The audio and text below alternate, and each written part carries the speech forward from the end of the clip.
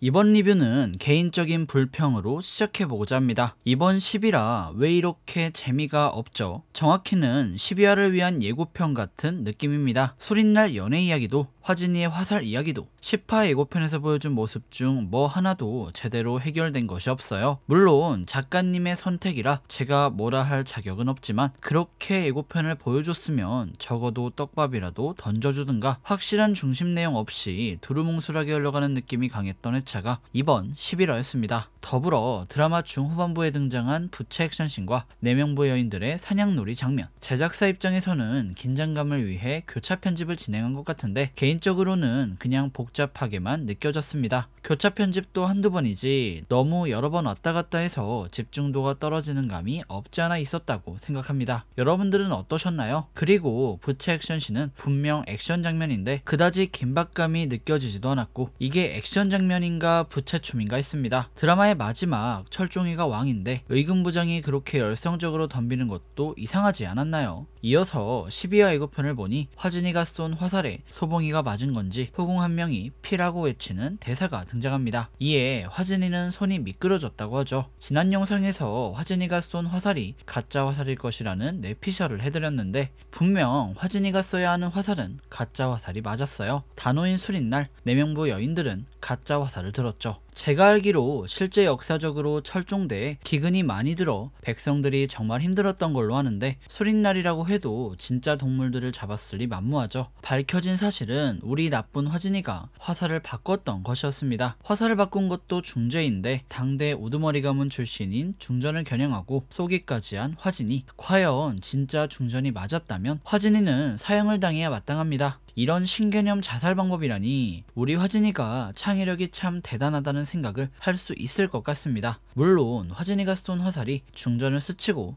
뒤에 나무에 맞았을 가능성도 있습니다. 왜냐하면 12화 예고편에 일상생활을 하는 소봉이가 등장하는 걸 봐서 크게 다치지는 않았던 것 같아요. 하지만 어쨌든 중전을 향해 쏘았다는 것 그 자체가 바로 중죄죠. 12화를 봐야 알겠지만 일단 이 부분은 분명 드라마가 선을 넘은 부분이라 생각합니다. 이어서 조대비가 대왕대비에게 발악하는 장면도 개인적으로는 어이가 없었습니다. 나인들과 궁중 사람들이 다 보는 앞에서 신분제 사회 조선에서 법도가 중요한 궁중에서 아무리 대비라고 해도 궁의 가장 어른인 대왕대비에게 발악을 하다니 화진이가 장부 좀 넘겨줬다고 해도 이건 좀 아니죠. 이제 무서울 게 없다니 우리의 순원 언니가 어떤 분입니까? 철종이의 본 모습을 보겠다고 신하들 다 보는 앞에서 병인이랑 싸움 붙인 사람입니다. 이렇게 무서운 사람한테 대들다니 이거 완전 막가자는 거죠. 물론 드라마라서 어느 정도의 과장이 필요하긴 하지만 몰입을 방해할 정도의 설정은 잘못된 선택이라고 생각합니다. 드라마가 참 웃긴 게 필요한 상황에만 주인공들이 궁중예절을 지켜요. 드라마 속 태도들이 모순된다는 것이죠. 대표적으로 최상궁은 중전에게 너무 깍듯한데 화진이는 중전 보기를 물같이 보죠. 이런 모순들을 해결해줬으면 좋겠습니다. 불만에 대한 이야기는 여기까지 하고 이제 드라마의 내적인 이야기를 해보죠. 늘 그래왔듯 코미디부터 이야기를 해볼게요.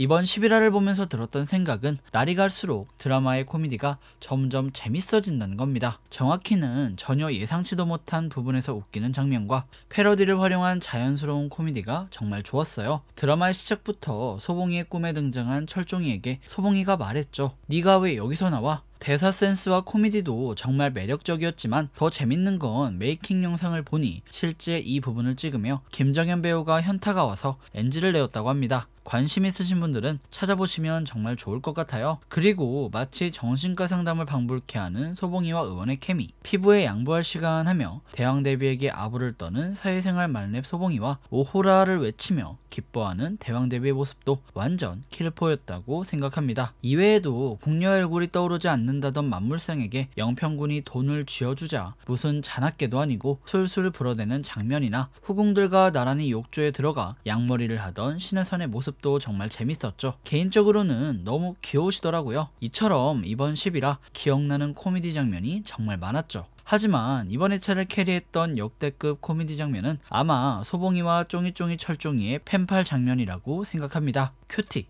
섹시, 청순 총 3명의 후궁들에게 보낸 소봉이의 편지가 가마꾼들의 도움으로 철종이에게 향했죠. 잔이 라는 맞는 카톡으로 시작된 두 사람의 펜팔은 김소월의 시 초원의 한 구절로 마무리되었습니다. 세 번의 잔이를 3잔이로 해석하는 철종이의 센스도 웃겼지만 철종이의 편지에 각종 싸이월드 감성의 명언과 시를 섞었으며 후궁들을 향한 자신의 애절한 마음을 전하는 김소봉, 정말 웃기지 않았나요? 그게 철종인지도 모르고 혼자 좋아서 이덕되는 소봉이도 너무 귀여웠고 같이 나왔던 OST도 정말 매력 있었다고 생각합니다. 대본을 쓰다 보니 또 떠오르는 게 있어 몇 가지 말씀드리자면, 한 실장의 조상을 발견하고 흥분한 소봉이가 치마를 밟고 쓰러지며 나왔던 웰컴 투 동막골 패러디, 널뛰기 장면에서의 공중돌기, 화살 맞은 척하는 내관의 에피소드, 음식의 이름을 적는 글빨이인 음식빨기에 대해 이야기하며 나만 쓰레기야? 하는 소봉이의 대사까지, 이렇게 정리해보니 정말 코미디 장면이 많았네요. 이게 한 회차에 다 들어갈 수 있다니 참 대단하다는 생각을 합니다. 코미디에 대한 이야기는 이쯤하고 이번 회차에 나온 역사적인 배경 지식에 대한 이야기를 해보죠.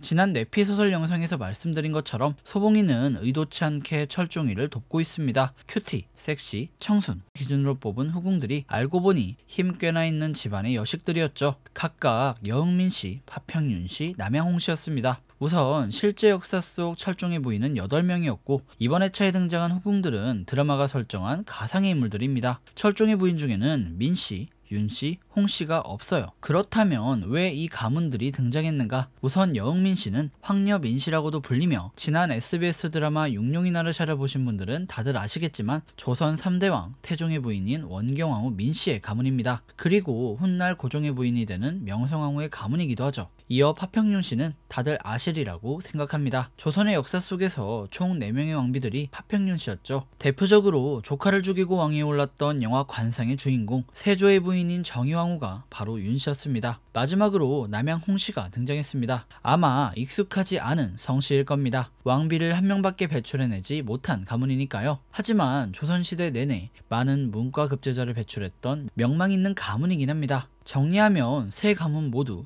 조선의 역사에서 큰 역할을 했던 명문가이며 굳이 이 가문들이 등장한 이유는 철종이의 세력규합에 설득력을 부여해주기 위한 장치 정도로 생각됩니다. 이 정도 가문이면 충분히 안동김문에 대적해볼만 하겠죠. 마지막으로 소봉이가 한씨 가문의 족보를 찾는 것에 대해 여러분들의 편견을 깨볼까 합니다. 실제 조선시대 양반의 인구 비율은 제가 배우기로 전체 인구의 10%가 안됩니다. 많이 잡아야 5%에서 6% 정도죠. 즉 족보를 가지고 있는 사람의 비율이 굉장히 적었다는 겁니다. 바꿔 말하면 현대에 우리가 생각하는 너 무슨 성씨야? 하는 물음이 의미가 없다는 겁니다. 21세기 우리가 무슨 성씨다 하고 이야기할 수 있는 건 대부분 조선 후기로 가며 신분 상승을 하고 싶은 많은 사람들이 족보를 사고 팔면서 신분상 양반이 되었고 그것이 보편화되며 지금까지 내려온 것이죠. 우리 모두들 본관이 있고 성씨가 있다면 과거 양반 가문이었다는 건데 우리나라 전 국민의 조상이 양반이었을 리는 없다는 겁니다. 오늘의 결론, 한 실장이 진짜 한씨 가문의 사람이며 피해 복수를 위해 씨를 말리겠다는 소봉이의 계획은 드라마가 만들어낸 코미디라 봐야 한다. 그리고 여러분들 집에 있는 족보가 가짜일 수 있으며 성씨 그런 거 크게 의미 두지 말자. 그럼 지금까지 윤공이었고요. 영상 유익하셨다면 구독과 좋아요, 알람 설정 부탁드립니다. 그리고 드라마에 대한 여러분들의 생각을 댓글로 남겨주시면 감사하겠습니다.